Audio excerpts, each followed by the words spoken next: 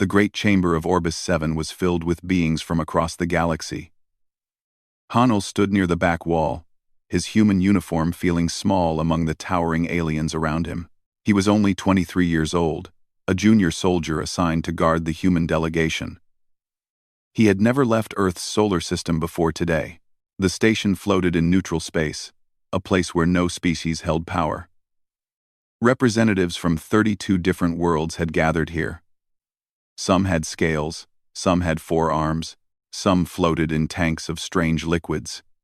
And then there were the humans, 5 of them, small, soft, short-lived. Hanel noticed how the other species looked at the human delegation.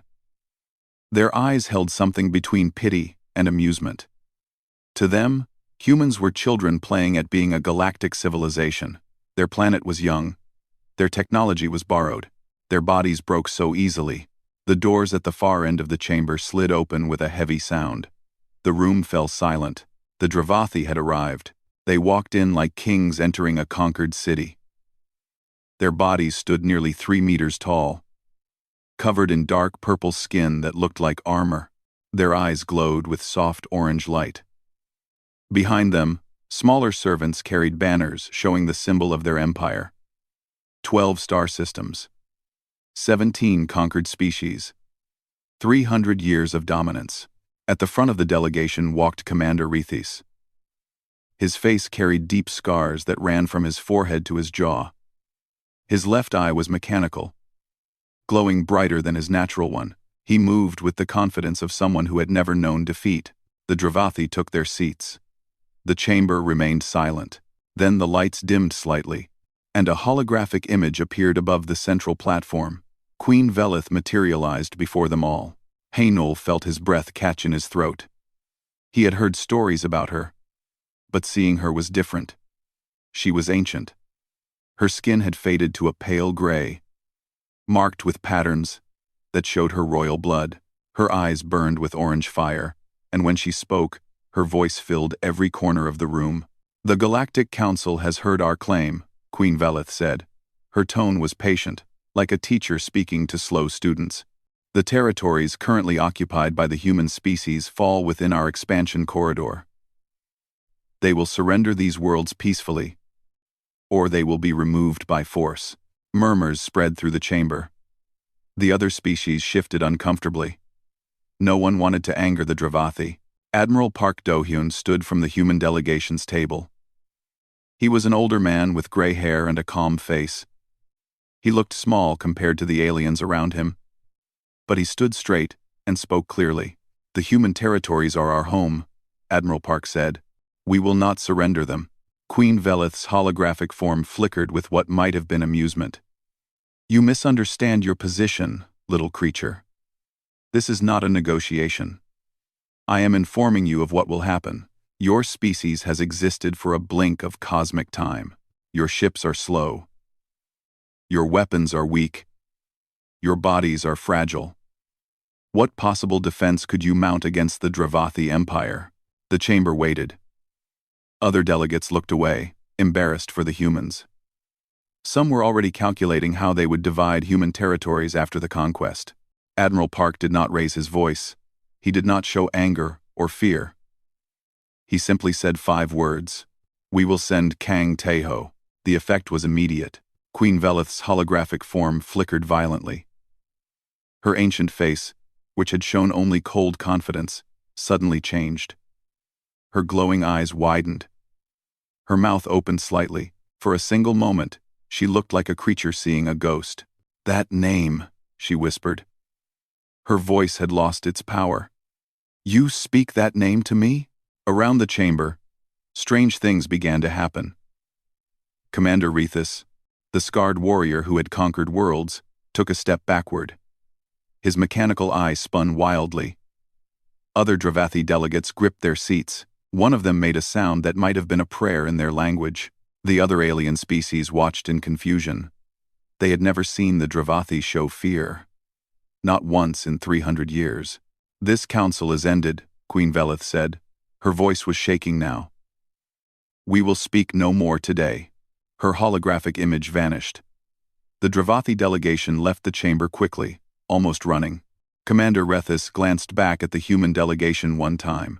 In his eyes, Hanel saw something he never expected to see in a Dravathi warrior: terror. The chamber erupted into whispers. Delegates from dozens of species turned to look at the 5 humans with new expressions: curiosity, uncertainty, and perhaps, for the first time, respect. Hanel pushed through the crowd to reach Yuna, the second in command of their delegation. She was a woman in her 50s with short black hair and sharp eyes. She had served in the human military for 30 years. "Who is Kang Teho?" Hanel asked. "I have never heard that name before." Yuna looked at him with an expression he could not read. "That is because his name was erased from most records. Both ours and theirs." "Why? What did he do?" Yuna was quiet for a long moment. Around them, alien delegates were still staring and whispering. Finally, she spoke. 30 years ago, the Dravathi came to our space for the first time. They had conquered 17 species before us. They expected humans to be the 18th.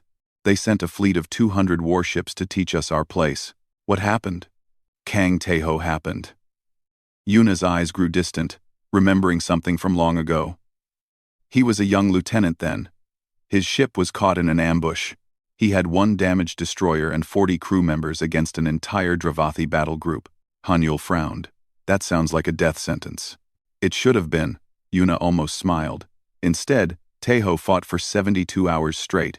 He destroyed 14 Dravathi warships with that single broken ship. He killed Commander Rethus's entire command crew. He gave Rethus those scars you saw today. And when it was over, he sent a message to the Dravathi fleet in their own language. What did he say? He said, "I am one human." Imagine what happens when you face all of us. Hanyul felt a chill run down his spine. The Dravathi retreated after that? They ran, Yuna said. And for 30 years, they never entered human space again. Queen Velith ordered all records of the battle destroyed. She commanded that his name never be spoken in her empire. She tried to erase him from history. But we remembered. We remembered. Yuna nodded. And so did she. That is why she reacted the way she did today. She has lived for 300 years. She has conquered worlds and destroyed civilizations, but she has never forgotten the name of the human who taught her fear. Where is he now? Kang Teho? Retired. He lives on a colony world called New Busan. He grows vegetables and lives quietly. He has not touched a weapon in 3 decades. Hanyul looked toward the door where the Dravathi had fled. And now we are bringing him back? Yuna's expression grew serious. Admiral Park has already sent the message. The Dravathi are gathering their forces. They want war. They think 30 years has made us weak. She paused.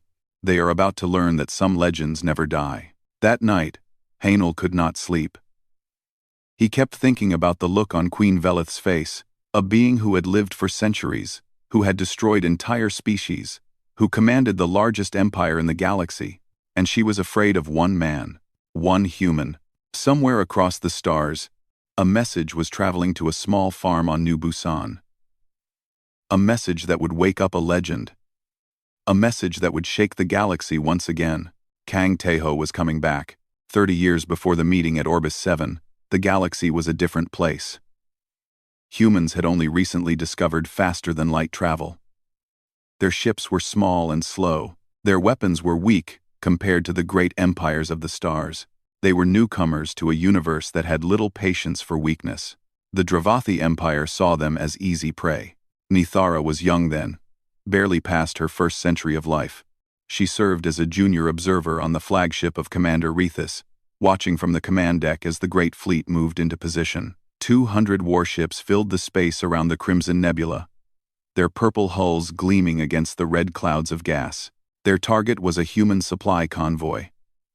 12 transport ships carrying food and medicine to a new colony. It was supposed to be a simple mission: destroy the convoy, leave no survivors, and send a message to humanity about their place in the galaxy.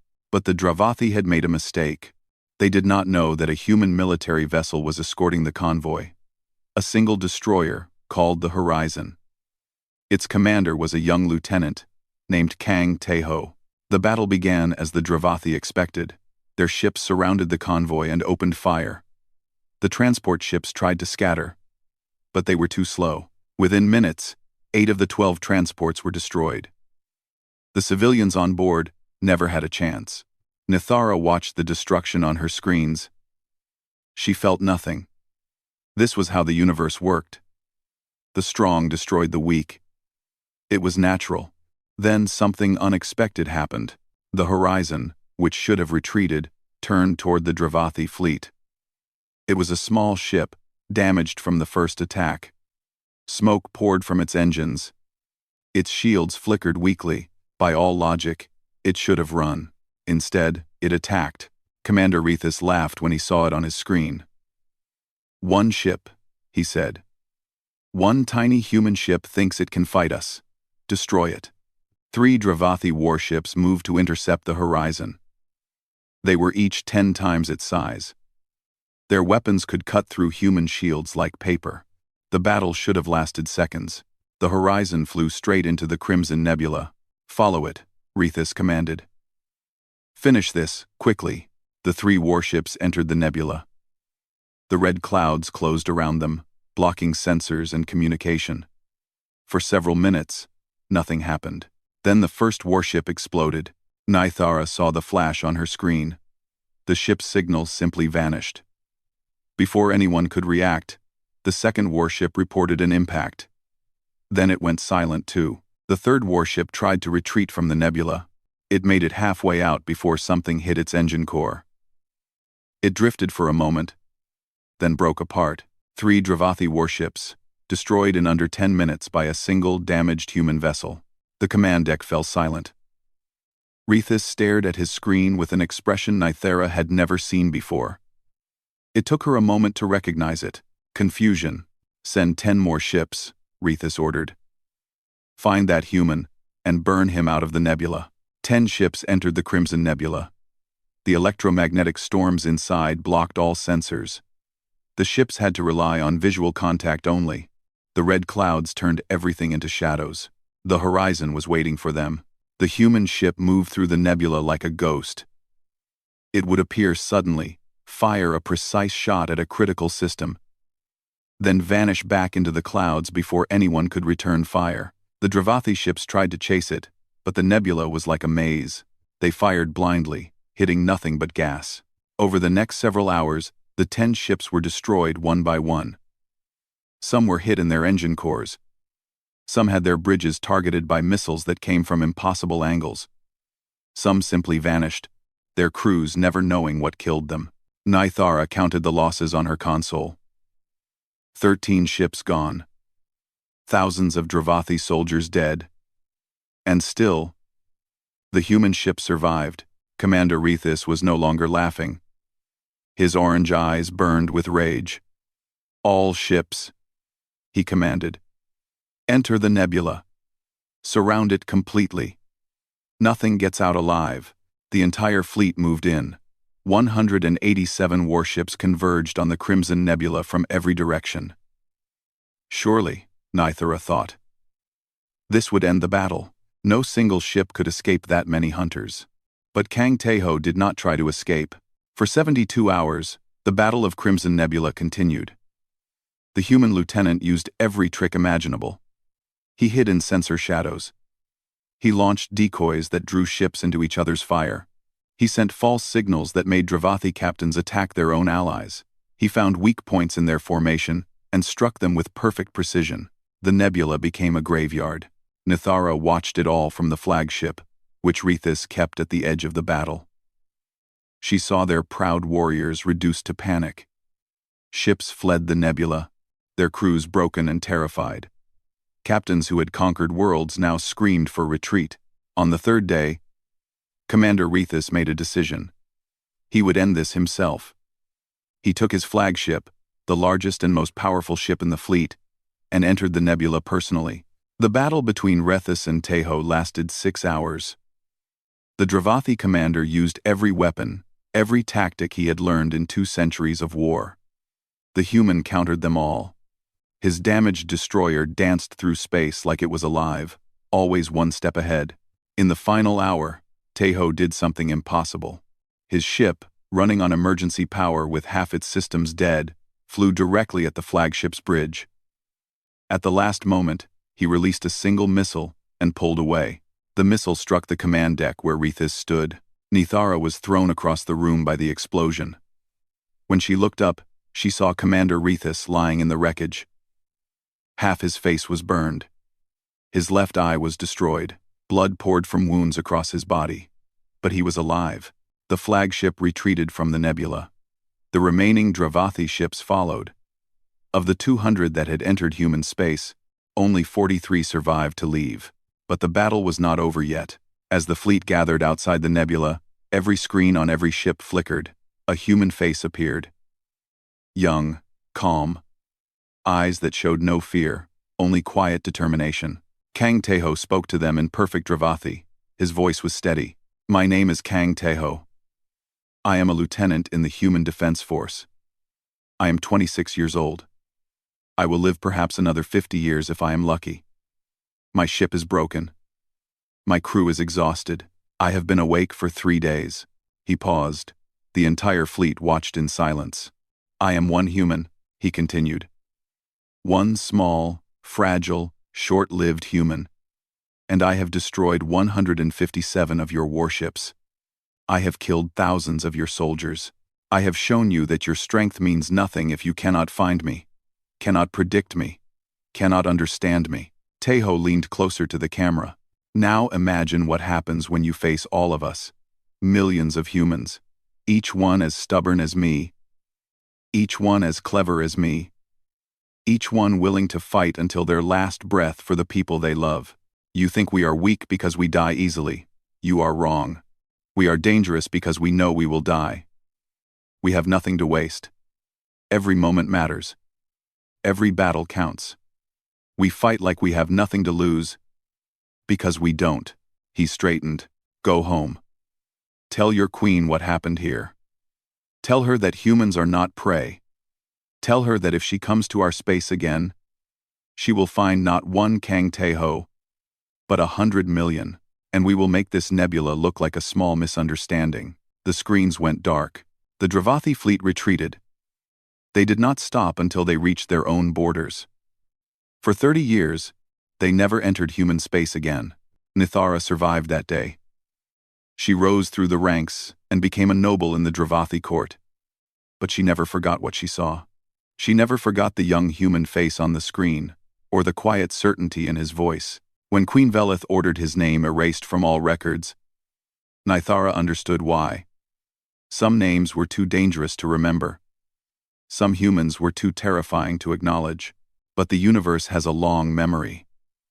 And Kang Tahoe's legend spread anyway, whispered in the dark corners of the galaxy where even queens could not reach. The human who made an empire tremble. The warrior who turned fear into a weapon. The man who proved that the smallest creatures in the galaxy might also be the most dangerous. Now, 30 years later, that man was coming back. And Nithara knew that this time, the war would not end with a simple retreat. This time, only one side would survive. The transport ship descended through the clouds of New Busan, a colony world on the edge of human space. Hanul pressed his face to the window, watching the green fields and small villages pass below. This planet was nothing like Earth. It was quieter, simpler. The kind of place where people came to forget the noise of the galaxy. He wondered what kind of man would choose to live here after becoming a legend. Yuna sat beside him, reviewing tactical reports on her tablet. She had not slept since they left Orbis 7. None of them had. The Dravathi were moving faster than anyone expected. Their fleet had already crossed into the buffer zone between their space and human territory. War was coming in weeks, not months. "Tell me about him," Hanul said. "The real Kang Tahoe, not the legend." Yuna put down her tablet. "What do you want to know?" "Everything. I have heard the stories. The Crimson Nebula. The impossible victory. But those are just stories. Who is he really?" 2. I really daughter. Underrated. 200. 270, 279, 270, 279, 279. Yuna was quiet for a moment. I served under him during that battle. I was the pilot who flew the horizon. I was 22 years old, fresh out of training. I thought I was going to die. What was he like? Calm. Yuna smiled slightly. Everything was falling apart around us. Ships exploding. Crew members dying. Alarms screaming. And Taeho just stood at the command console. Thinking. Always thinking. He never raised his voice. Never panicked. He would look at the situation, find the one thing nobody else could see, and use it. That sounds terrifying. It was. But it was also reassuring. When you fight beside someone like that, you start to believe you might actually survive. He made the impossible feel possible. The transport landed on a small platform near a farming village. The buildings were modest, made of local wood and stone. Fields of vegetables stretched toward distant hills. It looked like a painting of a peaceful life. Admiral Park Do-hyun was already waiting for them. His face was serious. He knows we are coming. I sent a message ahead. He agreed to meet us. They walked through the village. Local farmers looked up from their work, curious about the uniformed visitors. Children ran between the houses, laughing and playing. It was hard to imagine that a legendary warrior lived among these simple people. The house at the end of the path was small. A garden grew beside it, full of tomatoes and peppers and beans. Wind chimes hung from the roof, making soft sounds in the breeze. A man knelt in the garden, his hands covered in dirt. Kang Taeho was not what Hanul expected. He was in his 60s now, with gray hair cut short and a weathered face marked by sun and time. He was thin but not weak, moving with the careful economy of someone who had learned to use their body efficiently. His eyes were kind, with small wrinkles at the corners from years of smiling. He did not look like a legend. He looked like someone's grandfather. Taeho stood and wiped his hands on his pants. He looked at the visitors with an expression that was hard to read. Not surprise. Not excitement. Something closer to sadness. "Admiral Park," he said. His voice was soft and warm. "It has been a long time. Too long, old friend." The Admiral bowed slightly. "I wish we were meeting under better circumstances. You would not be here if the circumstances were good." Taeho looked at the others. His eyes paused on Yuna. "Lieutenant Yuna. Except I suppose you are not a lieutenant anymore." "Captain," Yuna said. "Retired. They pulled me back too." "Of course they did. The best pilot I ever knew." Taeho's gaze moved to Hanul. "And who is this young one?" "Hanul," the young soldier said quickly. "I am honored to meet you, sir." Taeho smiled gently. "No need for titles here. I am just a farmer now. Come inside. I will make tea." The inside of the house was simple. Books lined the walls. Old photographs hung in frames. A cat slept on a cushion by the window. It was the home of someone who had found peace. Taeho prepared tea with careful movements. His hands were steady despite his age. As he poured, he spoke without looking up. "How many ships does she have?" Admiral Park did not ask who she was. "Over 500 warships. 3 times what they sent 30 years ago. They have been building in secret for decades. And us? 200 ships. Most of them are defense vessels, not built for offensive war." Taeho nodded slowly. "She learned from last time. She will not underestimate us again. That is why we need you." Taeho set down the teapot. For a moment, he just looked at his hands. They were old hands now, marked by years of peaceful work. Hands that had planted seeds and harvested crops. Hands that had built a quiet life far from the violence of the stars. "I am not the man I was," he said quietly. 30 years is a long time. My reflexes are slower. My body is weaker. The young warrior who fought at Crimson Nebula is gone. "We do not need your body," Admiral Park said. "We need your mind. Your tactics. Your ability to see what others cannot." Hanyul watched Taeho's face. He saw something there that surprised him. Not fear. Not reluctance. Something deeper. Guilt. The people I killed in that nebula, Tejo said. I think about them sometimes. Thousands of Dravathi soldiers. They had families too. They believed they were serving their empire. I destroyed them without hesitation. They would have destroyed us, Yuna said. Yes. That is war. But it does not make the weight any lighter. Tejo looked up at them. I came here to grow things instead of destroying them. I came here to remember that life has value, all life, even the lives of our enemies. Admiral Park leaned forward. If we do not fight, there will be no more human life to value. Queen Velith has declared this a war of extermination. She does not want to conquer us. She wants to erase any evidence that we ever existed. Every man, every woman, every child, every record, every memory, gone. The room was silent. Tejo closed his eyes. When he opened them again, something had changed. The kind old farmer was still there. But behind his eyes, something else had awakened. Something sharp. Something dangerous. Show me the tactical data, he said. Admiral Park handed over a tablet. Tejo studied it for hours. He did not speak. He barely moved. The others waited, watching him trace fleet movements and calculate trajectories. Finally, he set down the tablet. She is not coming to conquer territory, Tejo said. She is coming to kill me. What? Look at her fleet formation. Look at her target priorities. She is not protecting her supply lines. She is not establishing forward bases. She is driving straight toward Earth as fast as possible. She knows that if she kills me quickly, human morale will break. She thinks I am all that stands between her and victory. Is she wrong? Haniel asked. Tejo looked at him with those kind, dangerous eyes. Yes. She is very wrong. Because I am going to teach every human soldier how to fight like me. I am going to turn your 200 ships into 200 nightmares that she cannot predict or understand. I am going to make her regret every moment she spent dreaming of revenge. He stood and walked to the window. Outside, his garden grew peacefully in the afternoon sun. I spent 30 years growing tomatoes, Tejo said softly. They are difficult plants. They need patience and care and the right conditions. But with enough attention, they produce more fruit than you can eat. He turned back to face them. Fear is also something that can be grown, and I have become very good at growing things.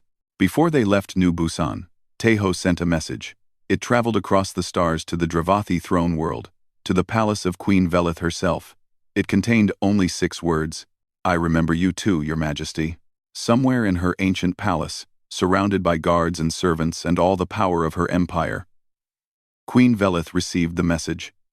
She read it once. Then again. Then she ordered every servant to leave the room. Alone in the darkness, the ruler of 12 star systems felt something she had not felt in 30 years. She was afraid. Queen Velith had not slept in 7 days. She stood at the window of her throne room, looking out at the capital city of her empire. Billions of Dravathi lived on this world. Trillions more occupied the 12 star systems under her rule. She had conquered civilizations that existed before humans learned to make fire. She had crushed rebellions and destroyed entire species that dared to challenge her power. But when she closed her eyes, she saw his face. Young, calm, human. The doors behind her opened. Commander Rethus entered, his mechanical eye glowing in the darkness. The scars on his face had never fully healed. They served as a permanent reminder of the Battle of Crimson Nebula. Your Majesty, he said, bowing his head. You summoned me. The assassination attempts, Velith said without turning. All of them failed? Yes. We sent 12 teams. The best killers in the Empire. None of them returned. Rethus paused. He knew they were coming. Every time. It is as if he can see the future. He cannot see the future. He simply thinks like we do. He studied us. He learned us.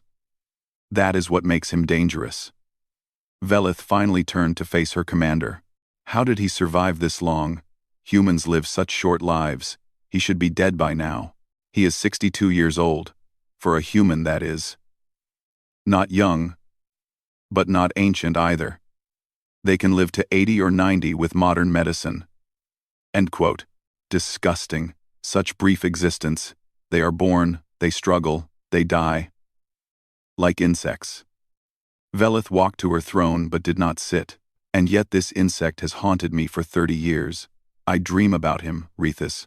I dream about that moment in the nebula when he looked at us through the screen and spoke our language. He spoke it perfectly. He knew exactly what to say to wound our pride. He will not wound us again. Our fleet is overwhelming. 500 warships against their 200. We will crush them. Velith shook her head slowly. You still do not understand. Numbers meant nothing at Crimson Nebula. We had 200 ships. He had one. And we lost. I was young then. Arrogant. I have learned since. Have you? Velith's eyes burned with ancient fire. He sent me a message yesterday. 6 words. I remember you too, Your Majesty. 6 words. And I have not slept since. That is his power. He does not need ships or weapons to hurt us. He plants fear in our minds and lets it grow. Rethus straightened. Then we must kill the fear. Strike fast. Strike hard. Give them no time to prepare. That is exactly what he wants us to do. The Queen walked to a tactical display showing the position of both fleets. The Dravathi armada was massive, a wall of purple symbols moving toward human space.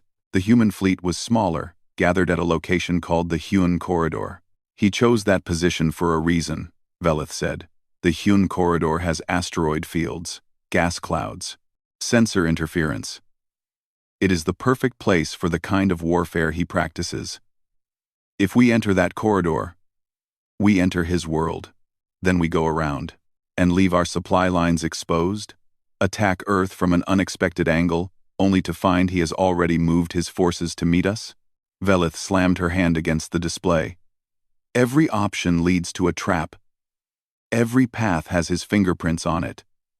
He has been planning this for 30 years while I was trying to forget. Rethus was silent for a moment. Then what do we do? Velith sat on her throne, suddenly looking tired. For a being who had lived 3 centuries, exhaustion was rare. But these past weeks had drained her in ways that physical enemies never could. We do what we must. We enter the corridor. We fight his battle on his terms. And we pray that 500 ships are enough to drown whatever nightmare he has prepared for us. Across the galaxy, at the Hyun Corridor, Kang Taeho was training the human fleet. Haenel stood on the bridge of a patrol ship, watching the exercises through the viewport. Dozens of vessels moved through the asteroid field, practicing formations that looked nothing like traditional military tactics. Ships would scatter randomly, then reform in unexpected patterns. They would hide behind asteroids, then emerge in coordinated strikes.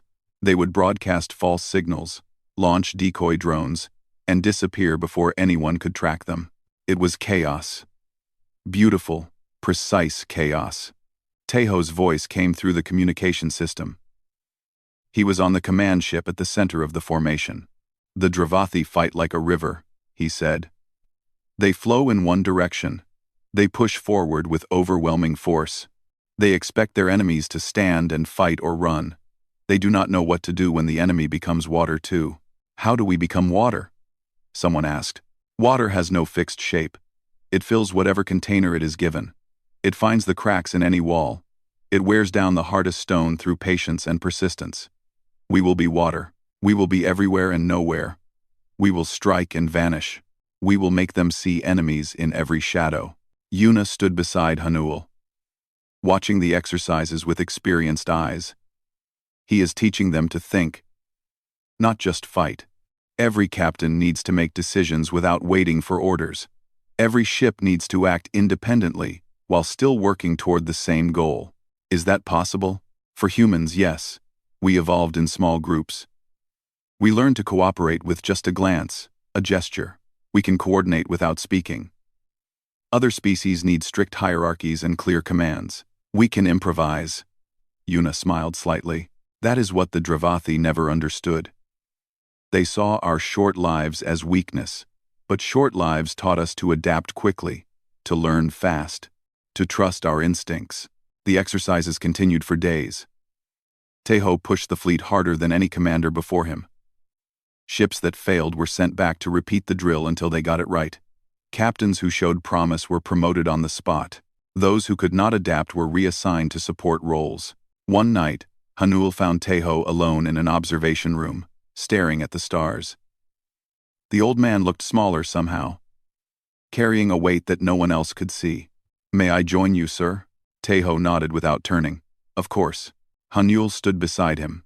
For a while, neither spoke. "Are you afraid?" Hanul finally asked. "Of the battle?" "Every day," Tejo said. "Only fools are not afraid of war. Fear keeps us alive. It makes us careful. The trick is not to eliminate fear, but to use it." "Use it how?" "Fear tells you what matters. When I am afraid of dying, it reminds me that I want to live. When I am afraid of losing, it reminds me of what I am fighting for." The Dravathi think fear is weakness. They try to crush it in themselves and create it in others. But they do not understand that fear, properly channeled, becomes courage. Tejo turned to face Hanul. In the starlight, his eyes looked younger somehow. Sharper. "Queen Velith is afraid of me. She has spent 30 years trying to forget my name, and now she hears it again. That fear is eating her from the inside. It is making her rush forward instead of planning carefully. It is making her see threats in every direction. By the time she reaches us, she will have already lost half the battle in her own mind." "You planned that?" "I planted a seed 30 years ago. Fear grows slowly, but it grows deep. Now we will harvest it." On the day the Dravathi fleet entered the Hyun corridor, something strange happened. Their sensors detected the human formation, exactly where they expected it. 200 ships, arranged in a defensive line. It looked weak. It looked desperate. Queen Velith ordered the attack. Her ships surged forward, 500 warships ready to overwhelm the human defenders. The first volleys were fired. The human formation began to break apart. Victory seemed certain. Then Rethus noticed something wrong. "Your Majesty," he said slowly. "Those ships, they are not fighting back." Velith looked at the tactical display. The human ships were scattering, but they were not returning fire. They were not maneuvering to escape. They were just breaking apart. "Decoys," she whispered. "They are all decoys." At that moment, alarms sounded across the Dravathi fleet. Contacts were appearing everywhere. In the asteroid fields, behind gas clouds, inside sensor blind spots, hundreds of signals where there should have been empty space. The real human fleet had been hiding. And now, it was everywhere. Tejo's voice echoed across all Dravathi frequencies. He spoke in their language again, just as he had 30 years ago. "Welcome to the Hyun corridor. Your Majesty, I have been waiting for you." Queen Velith gripped her throne with trembling hands. She had walked into a trap. Just like before. Just like always, with this human. The battle had begun, and she had already made her first mistake. The Battle of Hyun Corridor was unlike anything the galaxy had ever seen. From a distance, it looked like madness. Ships moved in patterns that seemed random. Explosions lit up the darkness between asteroids. Signals jumped and vanished and reappeared. The great Dravathi formation, which had entered the corridor like a spear, broke into 1,000 confused pieces within the first hour. Hanyul fought in the middle of it all. His patrol ship raced through an asteroid field, dodging rocks and enemy fire. His captain, a woman named Jia, shouted orders with calm precision. They had trained for this. They had practiced these impossible maneuvers until they could do them in their sleep. "Target at 40 degrees. Jia called out. "Fire and scatter." The ship's weapons struck a Dravathi cruiser's engine array. Before the enemy could respond, the patrol ship had already disappeared behind a massive asteroid. Seconds later, they emerged on the other side, moving in a completely different direction. This was how humans fought. Quick, unpredictable, gone before you knew they were there. Across the battlefield, the same story repeated hundreds of times. Human ships appeared like ghosts, struck with precise shots, and vanished. The Dravathi tried to form defensive positions, but there was nothing to defend against. The attacks came from everywhere and nowhere. Queen Velith watched from her flagship as her mighty fleet fell into chaos. "Focus fire on their command ships," she ordered. "Find their flagship and destroy it." "We cannot locate it," Rethus reported, his voice tight with frustration. "They are broadcasting false command signals from dozens of positions. Every time we track one, it disappears. Then destroy them all, every ship that could be his flagship. We are trying, but every time we concentrate our forces, they scatter and hit us from behind." The queen slammed her hand against her throne. 300 years of conquest, 17 species destroyed. And she was being made a fool by creatures who lived shorter than some of her breakfast routines. The battle raged for 12 hours. Then 24.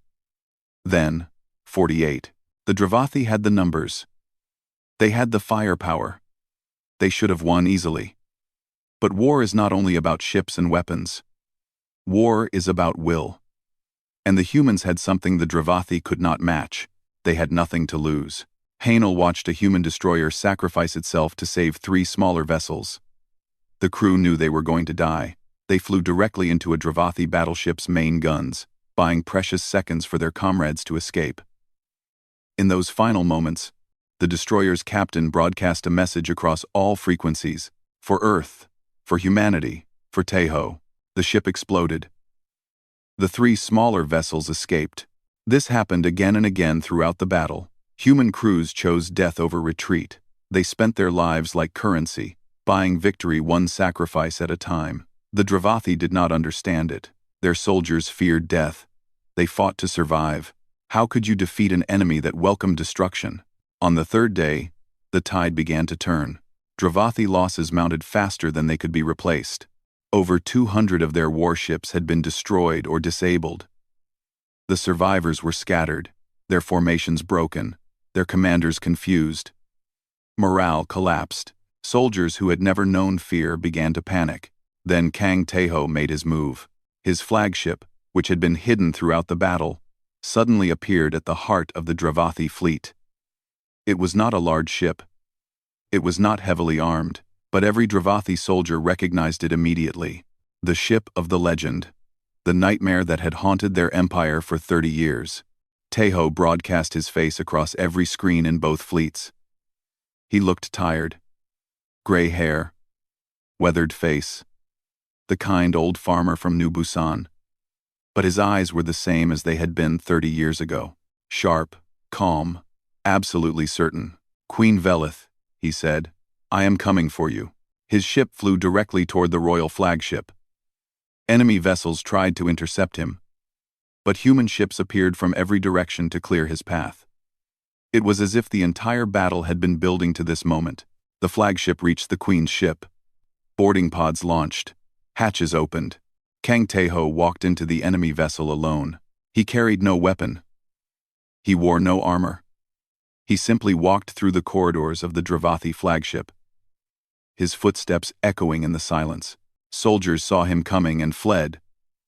Warriors who had conquered planets took one look at the old human and ran. His reputation walked ahead of him like a visible thing, a shadow that filled the hearts of his enemies with cold terror. Tejo reached the throne room. The great doors opened before him. He stepped inside.